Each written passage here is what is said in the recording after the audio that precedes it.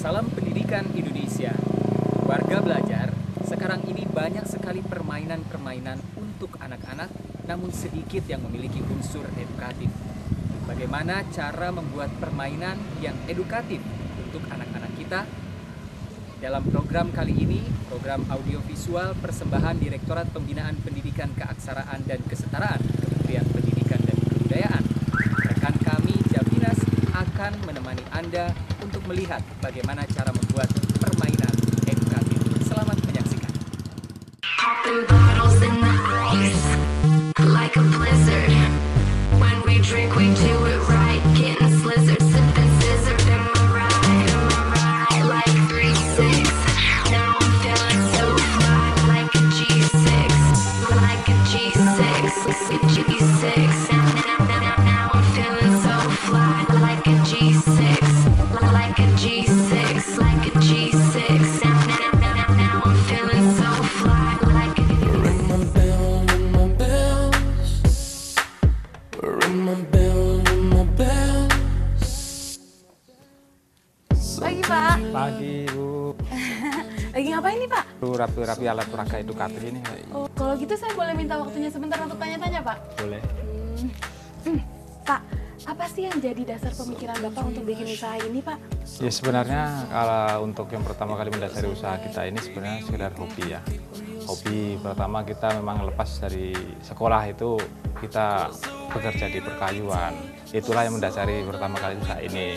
Kita kerja di pabrikasi yang besar itu banyak sekali limbah yang notabene harus bisa dipakai ternyata dibuang. Itulah inisiator kita untuk memanfaatkan limbah yang ada di pabrik kita itu. Oh gitu. Gitu. Peluang usaha mainan edukatif ini gimana Pak kira-kira? Nah setelah kita usaha kita kembangkan pertama dengan hobi itu ternyata dari buah hasil hobi itu perkembangan untuk kedepannya ternyata sangat-sangat luar biasa. Oh Gitu. Jadi prospek kedepannya bagus nih ya Pak? Bagus sekali, bagus sekali untuk perkembangan. Kira-kira nih Pak, pola yang Bapak pakai untuk usaha ini apa nih Pak? Saya untuk pola kita bikin kemitraan. Oh, Kemitraan baik dengan koperasi maupun dengan lembaga atau mungkin juga dengan lembaga-lembaga yang ada di sekitar kita. sejauh ini kemitraan yang udah dijalin dengan siapa aja nih Pak? Saya kemitraan yang sudah yang kita jalin itu untuk koperasi di Kota Bekasi. Oh, koperasi di Kota Bekasi. Iya. Kalau boleh tahu nih Pak, usaha Bapak ini udah berjalan dari tahun berapa ya Pak? Saya usaha ini sekedar hobi dari tahun 2010 ya. Oh, 2010. Berarti 2010. sejauh ini sampai sekarang udah 5 tahun ya Pak? 5 tahun. Wah, Iya. menarik ya.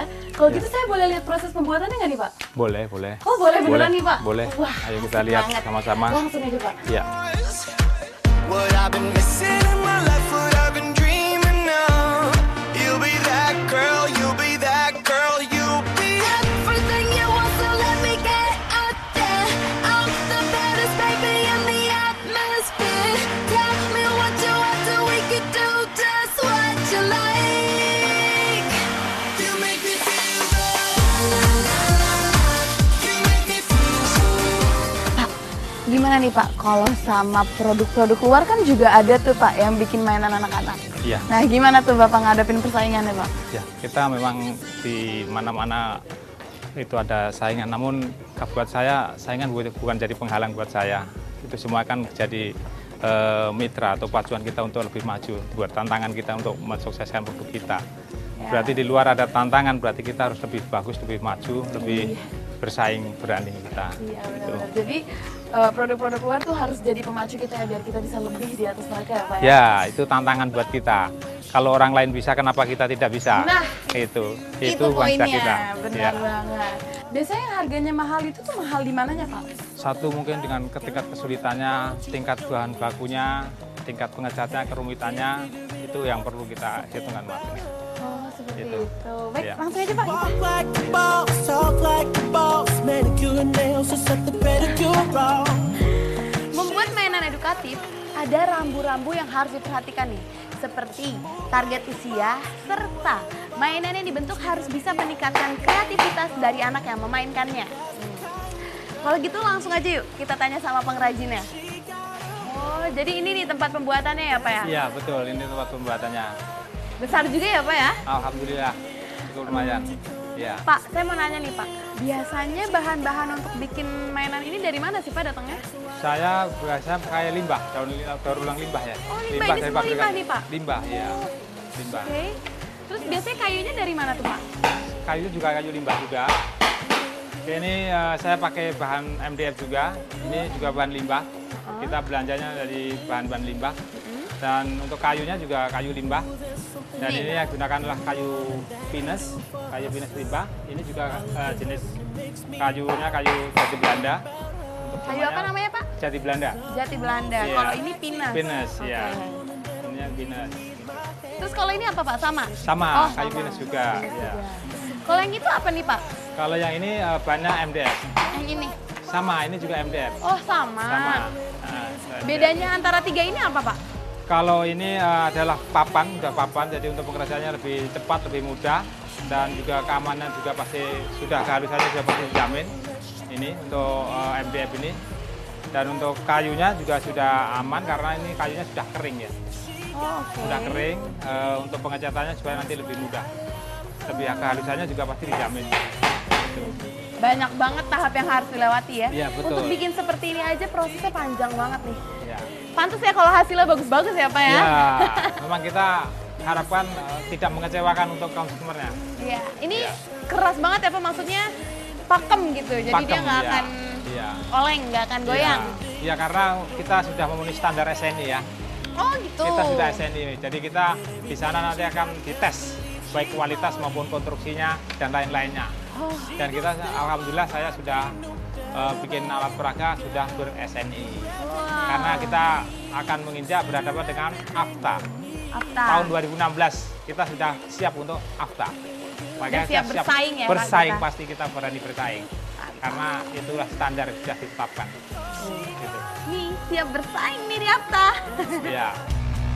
Itu seperti itu. Saya coba ya Pak ya.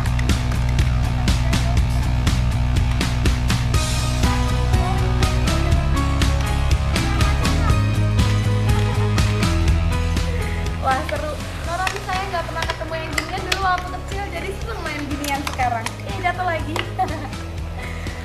Pak, kalau gitu saya mau lihat proses pembuatannya dong Pak. Pak? Boleh. Ya. Yuk. Yuk Pak. Ayo, lihat.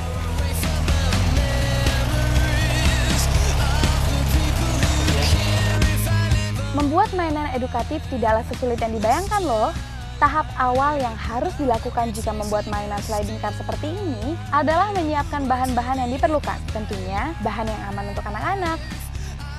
Di antaranya menggunakan kayu pinus, jati Belanda, atau bahan MDF yang berupa bahan campuran serbuk kayu dan limbah industri.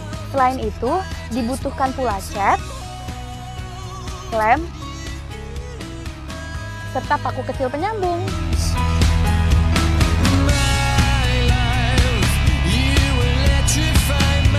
Alat yang digunakan untuk membuat mainan ini adalah gergaji pemotong, mesin pembentuk, bor, amplas, dan alat pengecat. Cara pembuatannya sendiri sangat mudah loh. Pertama, setelah bahan kita tentukan, potong sesuai dengan bentuk dan ukuran yang diinginkan. Kita akan pertama tetap kita akan pola sesuai dengan konstruksinya untuk bahan dasarnya, untuk malnya ya. Nah, setelah kita pola gambar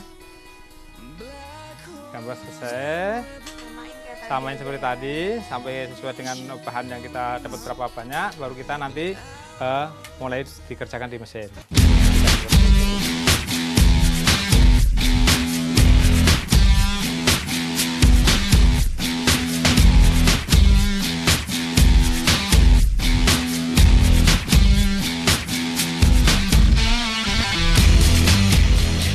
Nah, udah jadi nih, sama persis. Waduh. Untuk rangka sliding car, kayu yang dibutuhkan kurang lebih berukuran 37 sampai dengan 45 cm.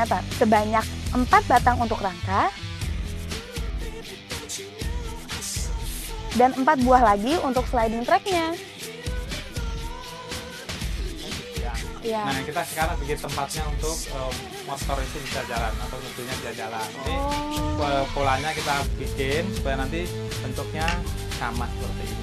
Oh, ini yang kita Iya. bikin sekarang adalah Ya, ininya. ada ininya, miringnya. miringnya. Ya. Setelah kerangka Ya. bentuk jadi, Ya. proses selanjutnya adalah pembuatan lubang sebagai pemanis bentuk.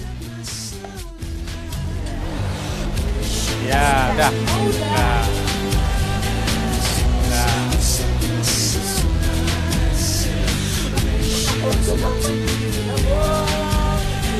Bolong dia.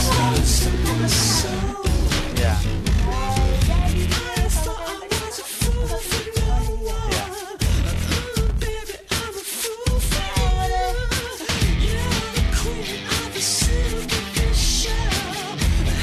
Sementara bentuk sliding tracknya dibuat menggunakan papan kayu tipis yang direkatkan atau menggunakan lem dan juga paku kecil.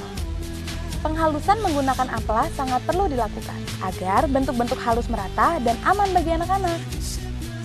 Setelah semua proses bentuk selesai, maka dilakukan proses pengecatan dasar agar warna lebih tajam dan menutup pori-pori kayu. Wah, Nah, gimana kita nih Pak?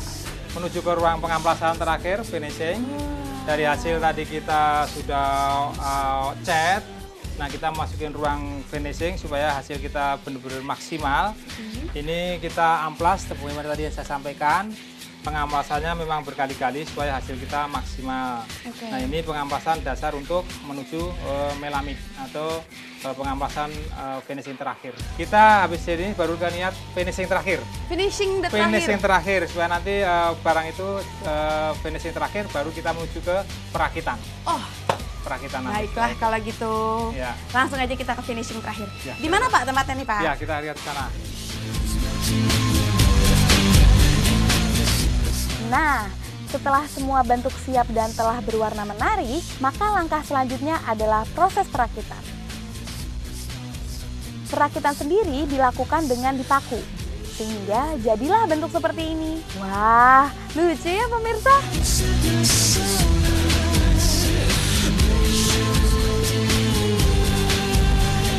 Setelah dikemas seperti ini, saatnya dikirim ke pasaran. Pada proses pengemasan harus teliti dan hati-hati loh, jangan sampai rusak atau pembungkus plastik yang kurang merata.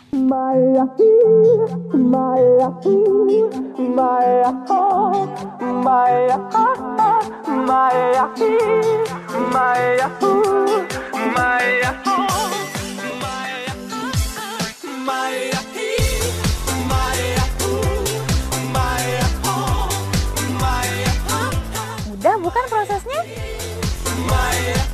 Pemirsa, demikian tadi sajian dari kami. Semoga perjalanan kita hari ini akan banyak memberikan inspirasi bagi kalian semua. Salut! Tetap di TikTok, berkreasi tanpa henti. Salam kreatif. Dah. Iubirea mea primește fericirea. Alo, alo, sunt eu, Picasso, ți-am dat bip și sunt voinic, dar să știi, nu-ți cer nimic. Warga Belajar, demikianlah tayangan program audio visual untuk bahan ajar pendidikan masyarakat. Semoga tayangan tadi bisa menambah inspirasi Anda untuk memulai dunia usaha. Terima kasih dan sampai jumpa.